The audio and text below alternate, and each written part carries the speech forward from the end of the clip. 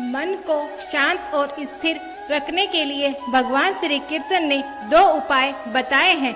किसी भी चीज को समझने के लिए सबसे पहले मन को शांत रखना चाहिए और फिर अपने काम पर ध्यान देना चाहिए, क्योंकि हम मन से ही प्रश्न खोज लेते हैं और मन से ही जवाब देकर बैठ जाते हैं।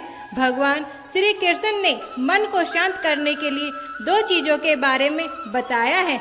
भगवत गीता में श्री कृष्ण कहते हैं, मन का बेचैन होना उसका स्वभाव है।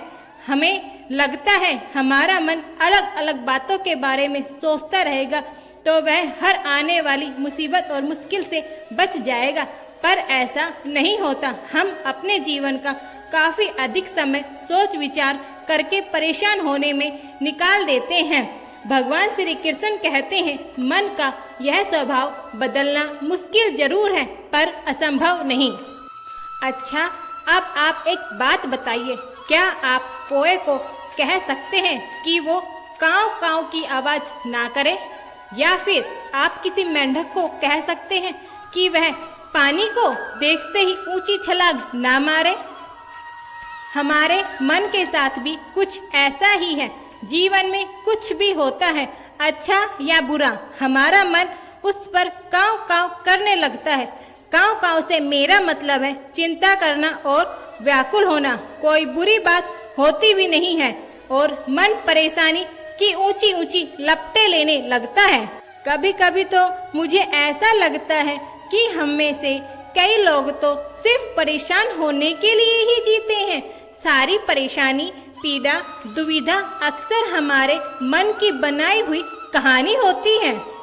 भगवान श्री कृष्ण ने हमें मन को शांत करने के लिए, स्थिर करने के लिए 2 उपाय दिए हैं। पहला ध्यान लगाना, दूसरा वैराग्य भाव सीखना। अब ध्यान लगाना शब्द सुनते ही कई लोग कहेंगे कि आप आंख बंद कर सांसों को बाहर अंदर नहीं ले सकते।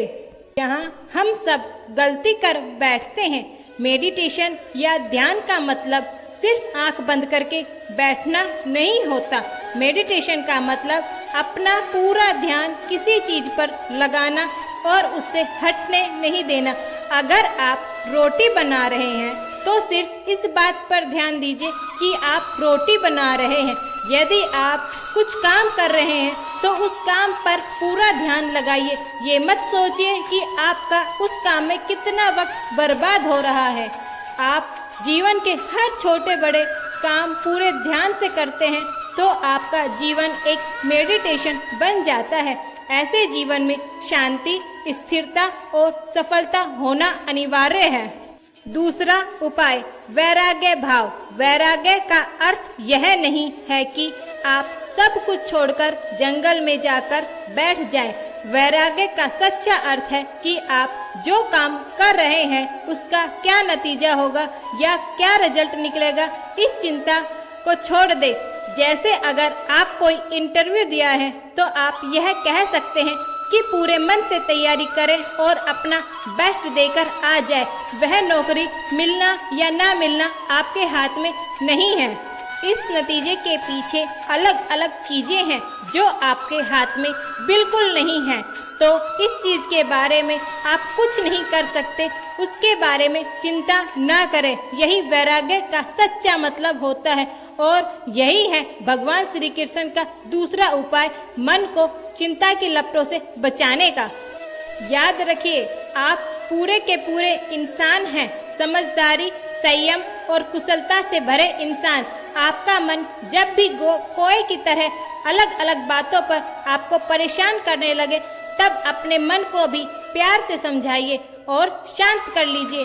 बस आपने ऊपर विश्वास रखिए कि आपने अपना बुरा नहीं होने देंगे।